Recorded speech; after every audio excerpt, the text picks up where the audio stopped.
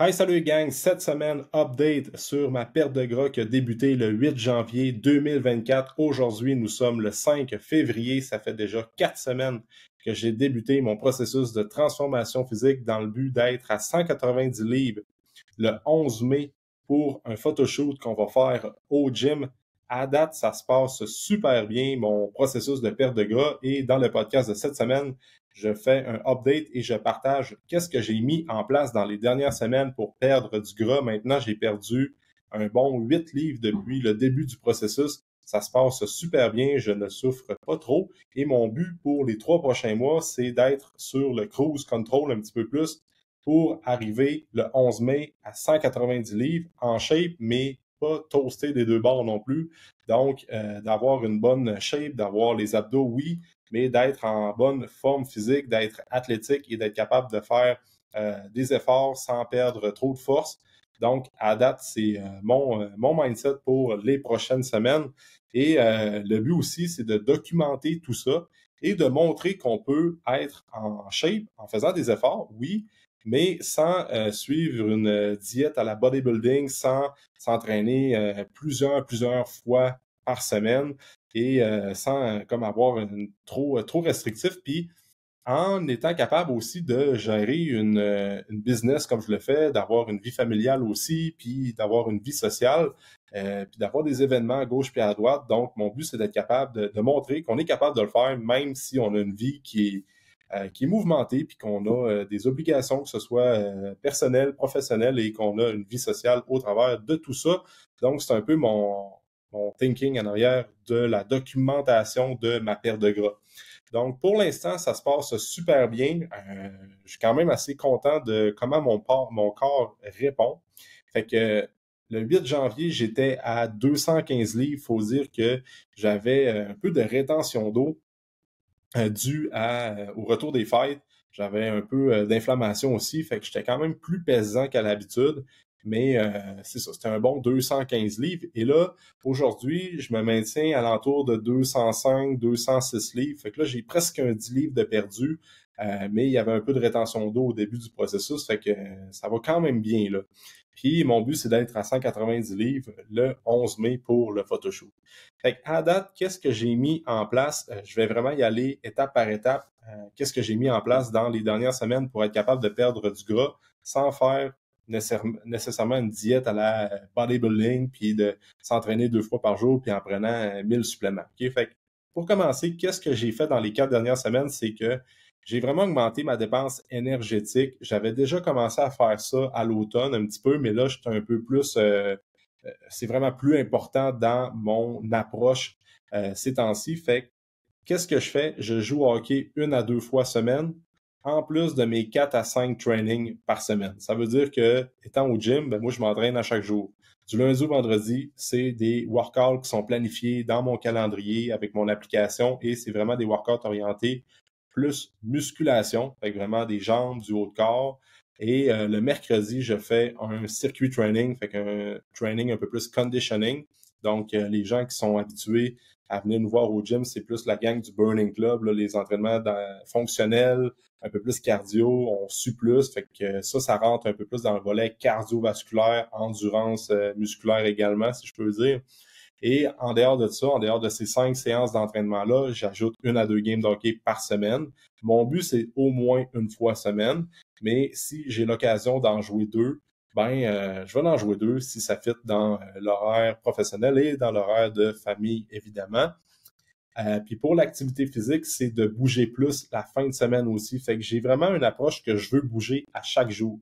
Du moins, il y a une journée que je peux être plus relax, à pas vraiment faire de sport ou d'activité extérieure, mais mon but, c'est vraiment de bouger à chaque jour. Fait que dans les dernières semaines, à part le dernier week-end, où ce que je n'ai pas fait d'entraînement et de sport extérieur, mais je suis quand même allé dehors, c'était vraiment à chaque jour de fin de semaine que soit que je marchais un petit peu plus, donc on allait prendre une marche Val puis moi avec notre fille, où on allait faire du ski de fond, où on allait patiner, où on allait juste bouger à l'extérieur. Fait que ça faisait en sorte que ma dépense énergétique globale dans la semaine était supérieure qu'à l'habitude et j'étais capable de créer un déficit énergétique, donc une perte de gras sur la balance. Fait que le premier conseil que je peux te donner en ce moment, si tu veux perdre du gras, bouge plus.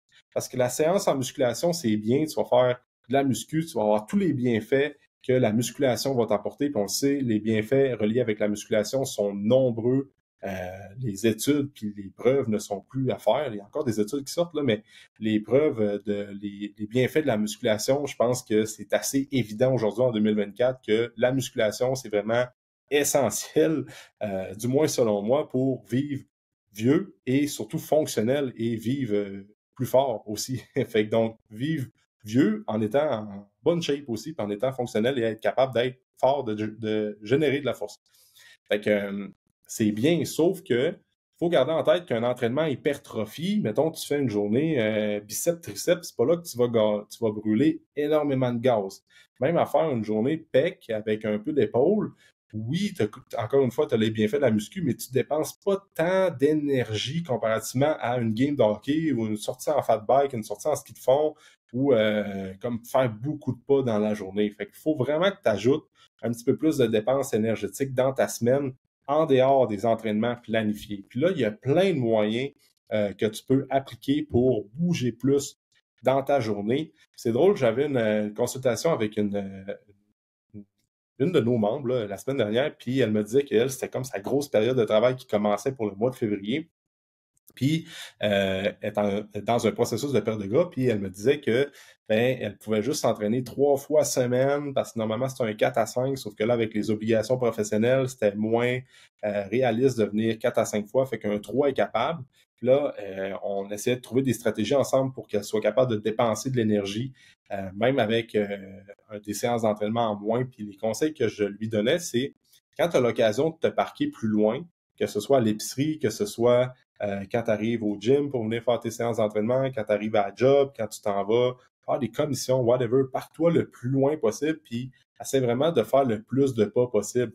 Donc, si à un moment donné, tu as comme un call avec un client, puis il faut que tu appelles une personne pour l'aider ou vendre ou whatever c'est quoi, ben mets-toi des AirPods, puis va marcher dehors, puis essaie de faire des pas, si c'est possible, en parlant au téléphone ou en réglant des petits bugs au téléphone. Puis même à ça, si c'est possible aussi, si tu as des meetings à faire avec 2, 3 personnes dans ton entourage, d'aller faire les meetings en marchant à l'extérieur si c'est propice, ça peut être une très bonne solution. Fait que c'est toutes des pistes de réflexion qu'on a faites ensemble, puis cumulées au bout d'une semaine, ben c'est une couple de 1000 pas et plus qu'elle va faire au bout de sa semaine. Fait que ça peut faire en sorte qu'elle va continuer à perdre du gras, même si elle s'entraîne un petit peu moins en résistance au gym.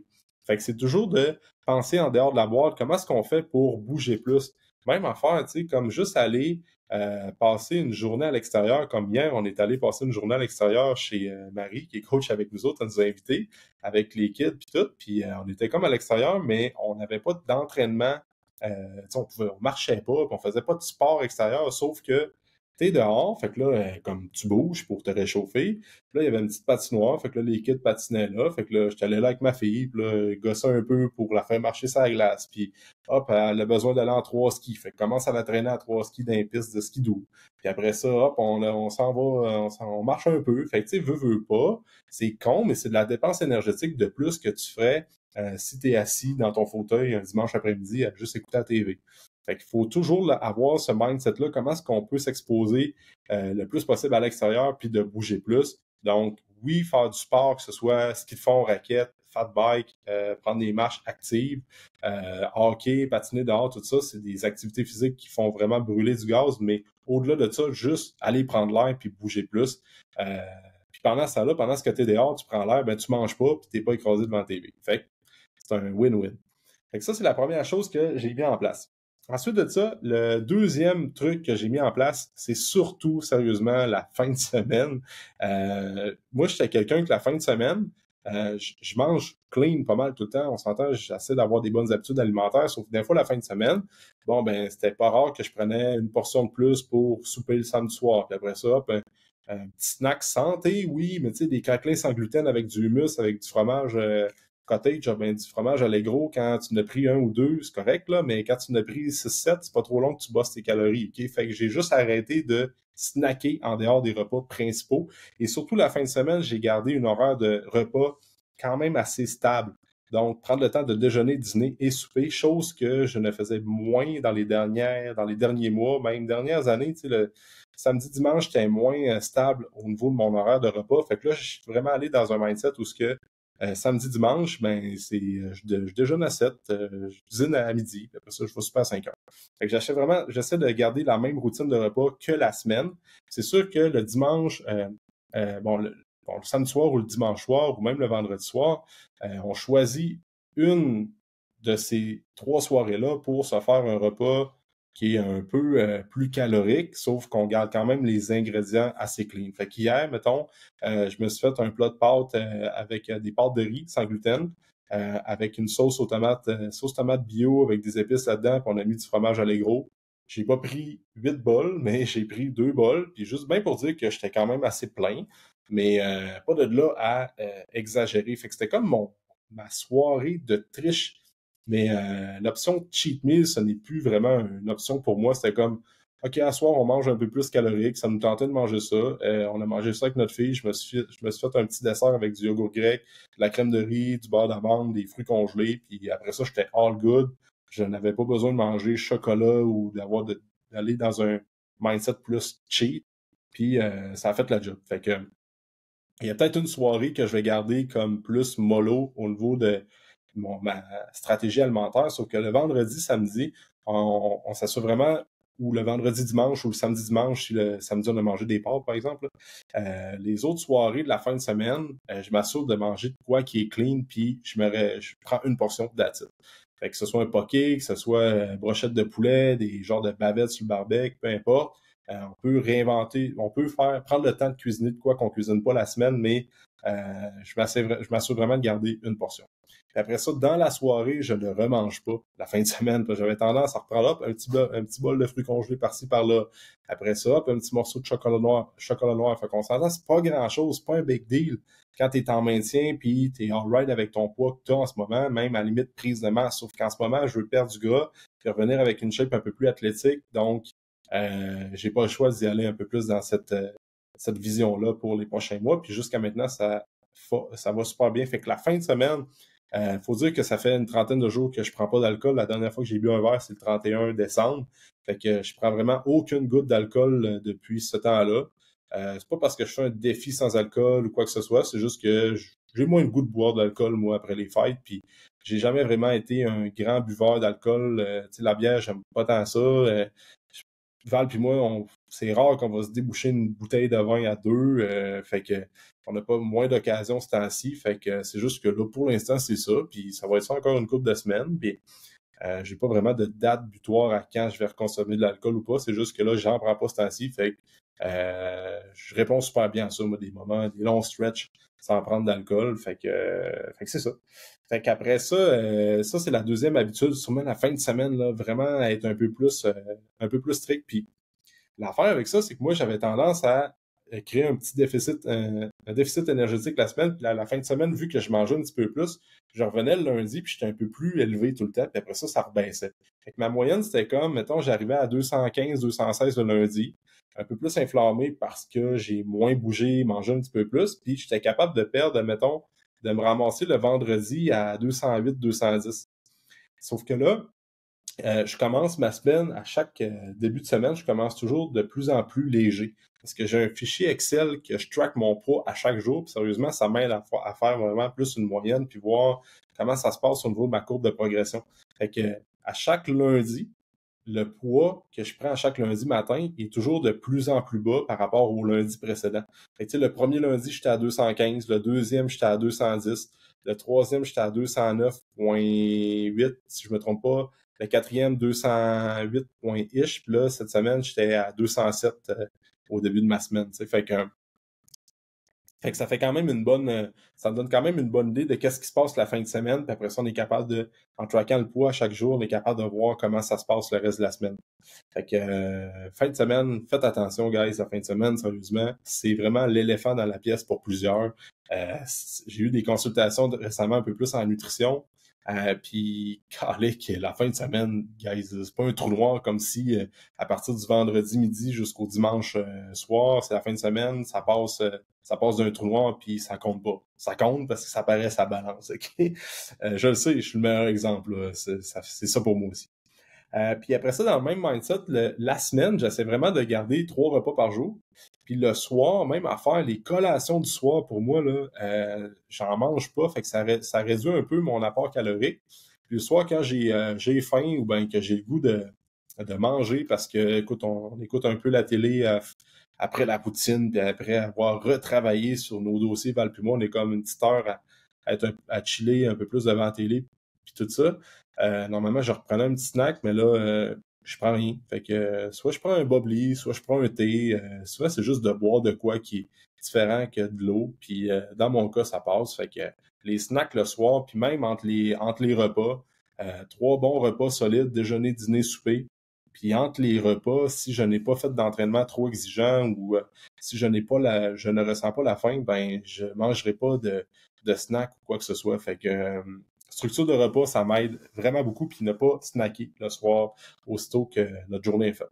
Fait que c'est pas mal. À date, rien de trop funky, c'est ça que j'ai mis en place. Dans mon alimentation, j'ai encore, bon, des protéines, oui, j'ai encore de la sauce dans mes repas, là, soit de la Fit Cook, là, les sauces du Fit Cook, ou des recettes avec de la sauce tomate. Après ça, j'ai mes légumes, j'ai mon riz, je prends encore du riz que je ne calcule pas trop non plus mes grammes de carbs, ni mes grammes de gras dans la journée.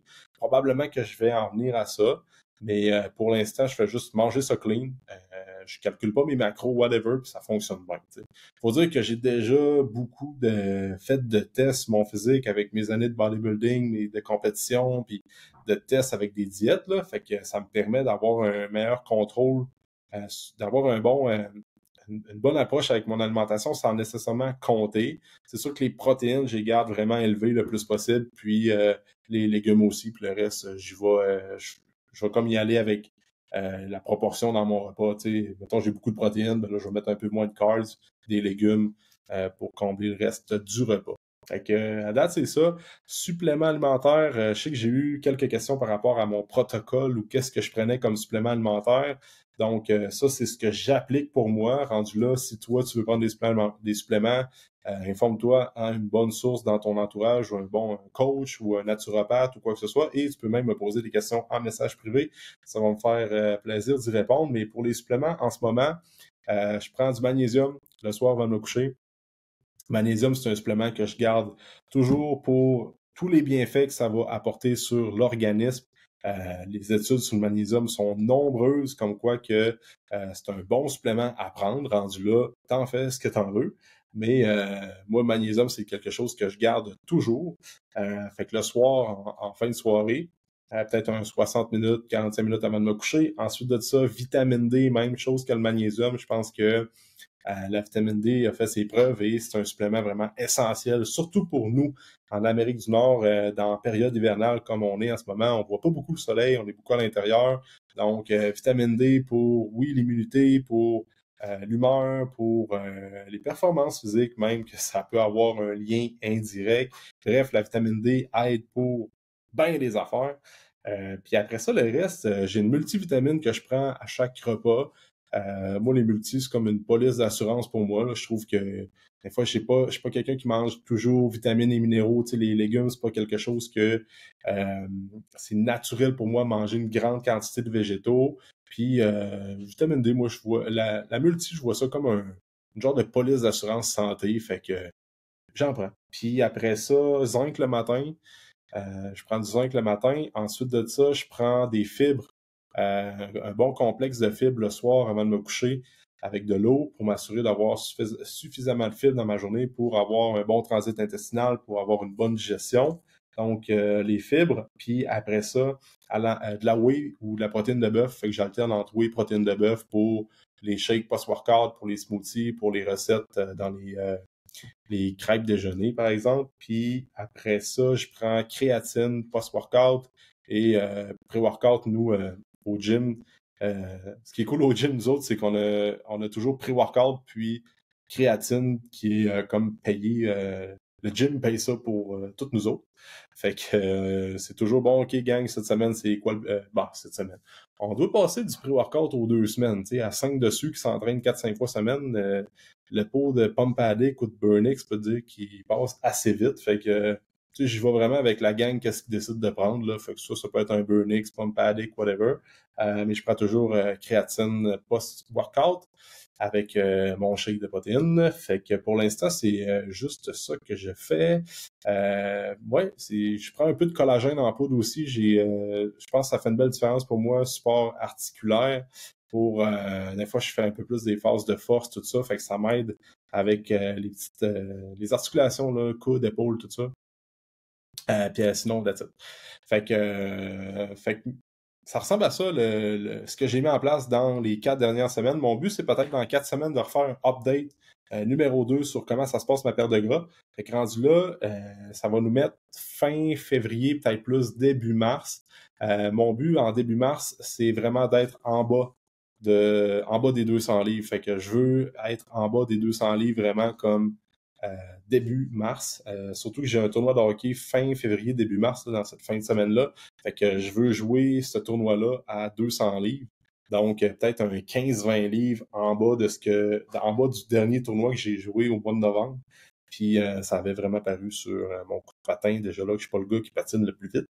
Mais là, c'était comme, oh shit, il faut vraiment que je perde du gras. Fait que ça, c'est une autre source de motivation. Bref, merci d'avoir écouté le podcast. Donc, si tu es intéressé à en savoir un petit peu plus sur mon approche au niveau de ma perte de gras, je documente ça le plus possible là, sur mon Instagram perso, Alexandre Gagnon-Bouchard sur Instagram, puis je le refais sur le Instagram du gym AGB Baramba Training Club AGB Baramba Training Baramba Club. Fait que tu peux nous suivre par là. J'essaie de donner un peu plus d'infos sur qu'est-ce que je fais au day-to-day. Dans la dernière semaine et demie, j'ai eu moins de temps, ça a passé un petit peu plus avec le retour des fêtes au gym, c'est des grosses périodes pour nous autres, mais mon but, c'est de donner un peu plus d'infos par là dans les prochaines semaines. Donc, en attendant, tu peux laisser un 5 étoiles sur Spotify, Apple, abonne-toi à la chaîne YouTube.